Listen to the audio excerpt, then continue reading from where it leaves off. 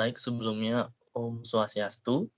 Assalamualaikum warahmatullahi wabarakatuh. Shalom Namo Buddhaya.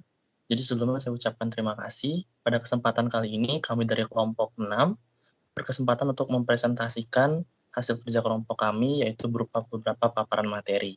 Sebelum kami menyampaikan materi, alangkah lebih baiknya kami memperkenalkan diri terlebih dahulu.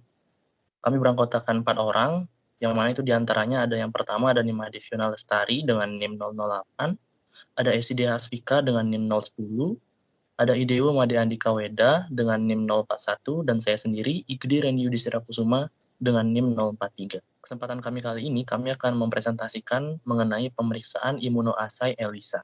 Adapun beberapa pokok bahasan yang kami bahas pada kesempatan kali ini itu ada 6 diantaranya, yaitu ada pengertian dan tujuan, kemudian ada prinsip, ada fungsi, selanjutnya ada komponen penting, kemudian ada tipe-tipe dari ELISA itu sendiri, dan juga prosedur umumnya.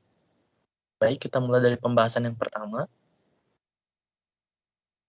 Untuk pengertiannya sendiri, imunoasai berasal dari kata imun yang secara imunologis dan asai yang berarti kemurnian atau substansi atau jumlah yang konstituen dalam suatu campuran.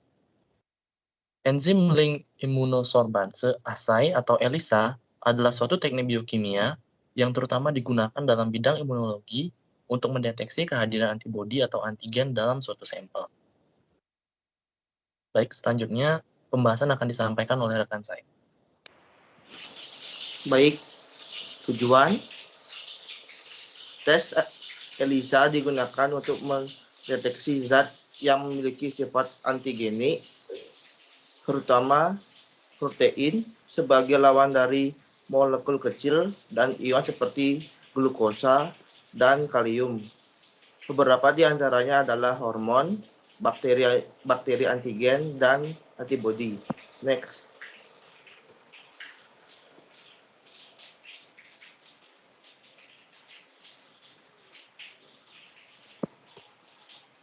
Prinsip. Sejumlah antigen yang tidak dikenal ditempelkan pada suatu permukaan, kemudian antibodi spesifik disuntikan pada permukaan tersebut, sehingga akan berikatan dengan antigennya. Antibodi ini terikat dengan suatu enzim, dan pada tahap terakhir ditambahkan substansi yang dapat diubah oleh enzim menjadi sinyal yang dapat dideteksi. Baik, selanjutnya akan dilanjutkan oleh teman saya. Fungsi ELISA. Fungsi dari tes ELISA yaitu bukan hanya untuk mengetahui keberadaan suatu antigen dengan antibodi, tetapi juga untuk mengukur kadar antigen atau antibodi tersebut dengan menggunakan alat spektrofotometer. Spektrofotometer adalah sebuah alat yang dapat mengukur jumlah dari cahaya yang menembus sumuran dari mikroplet. Pada bidang imunologi ELISA dapat mengevaluasi kehadiran antigen dan antibodi dalam suatu sampel. Karenanya, merupakan metode yang sangat berguna untuk mendeterminasi konsentrasi antibodi dalam serum, seperti dalam tes HIV, dan juga untuk mendeteksi kehadiran antigen. Terdapat 3 komponen penting ELISA. Yang pertama, ada antibodi, di mana protein yang diproduksi oleh sistem imun untuk melawan antigen. Yang kedua, ada antigen, molekul yang menginduksi produksi antibodi ketika dikenali oleh tubuh apapun yang asing bagi sistem imun, misal bakteri, virus, dan lain-lain. Yang ketiga, labeling material. Diperlukan adanya marker untuk mengetahui ikatan antigen-antibodi. Marker tidak boleh mengganggu ikatan. Ya, ada tipe-tipe ELISA. Yang pertama, ada direct ELISA, digunakan dengan kompetisi dan inhibisi ELISA deteksi antigen. Deteksi ELISA secara langsung lebih cepat dibandingkan dengan teknik pemeriksaan ELISA yang lainnya, karena lebih sedikit tahapan yang perlu dilakukan. Ada kekurangan dan kelebihan dari direct ELISA. Yang pertama, memiliki lebih sedikit kesalahan karena menggunakan sedikit reagen dan hanya membutuhkan sedikit tahapan. Untuk kelemahannya, kurang fleksibel karena masing-masing target protein memerlukan antibodi primer terkonjugasi spesifik. Yang kedua, tipe indirect ELISA. Pemeriksaan ELISA tidak langsung mirip dengan pemeriksaan langsung. Antigen diimobilisasi ke permukaan dari plate.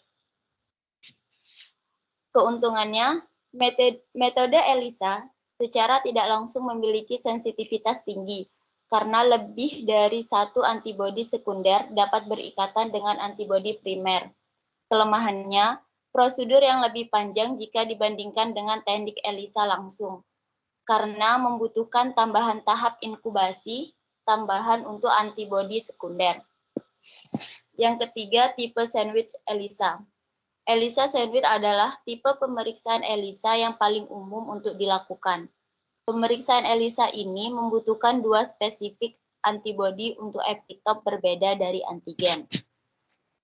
Keuntungan dari sandwich ELISA, metode ELISA ini memiliki sensitivitas tinggi, 2-5 kali lebih sensitif dibandingkan dengan ELISA langsung ataupun tidak langsung, dan memiliki spesifisitas tinggi.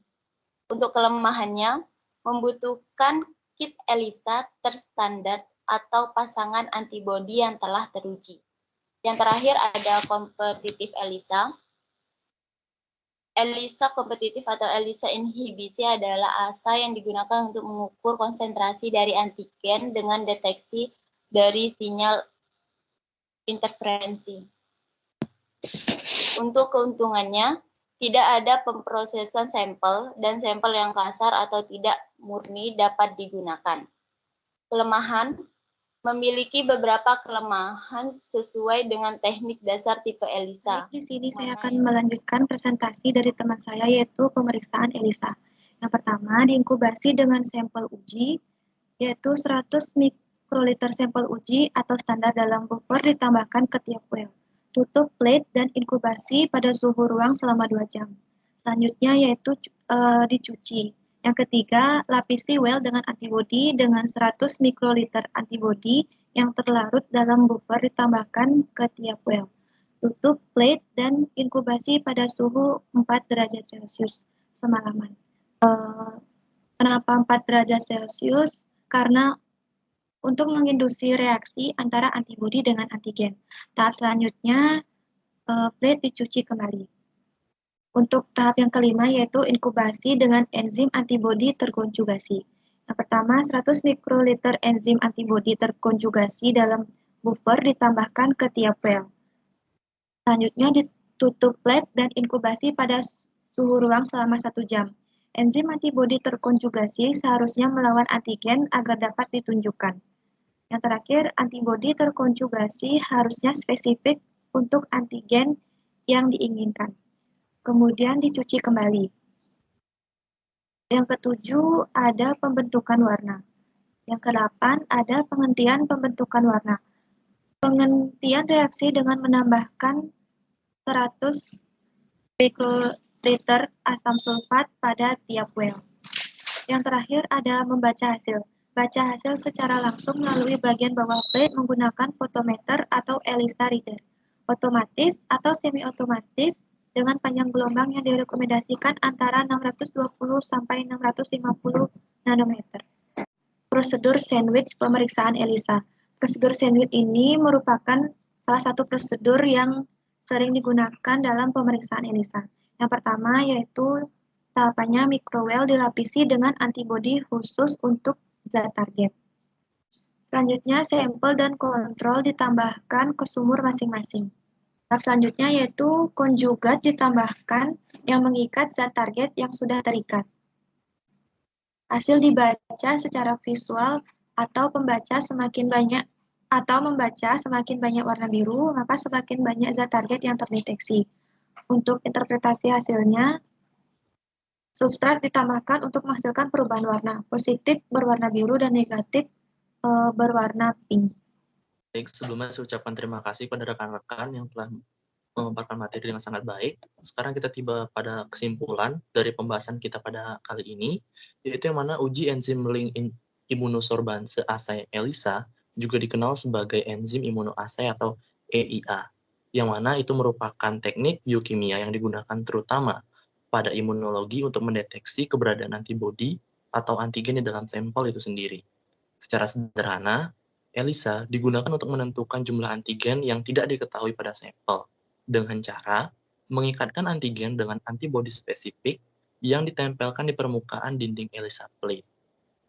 Antibodi yang sudah terikat dengan enzim akan berubah warna, sehingga nantinya dapat kita ketahui berapa jumlah antigen yang terdapat pada sampel itu sendiri. Intensitas warna akan diukur dengan alat yang dinamakan dengan ELISA Reader. Keunggulan metodologi ELISA ini yaitu tes ini bisa mengukur antigen atau antibodi dalam sampel secara kuantitatif maupun kualitatif. Karena tes ELISA memiliki tingkat spesifitas yang tinggi serta harga yang relatif murah. Baik, tibalah kita dalam penghujung presentasi atau pemaparan materi kita pada kali ini. Saya ucapkan mohon maaf yang sebesar-besarnya jika sekiranya dalam presentasi ini terdapat kekurangan baik dari segi pemaparan, materi, ataupun yang lainnya. Akhir kata, saya akhiri dengan Parama Santi. Om Santi Santi Om. Wassalamualaikum warahmatullahi wabarakatuh. Shalom Namo Buddhaya. Salam kebajikan dan terima kasih.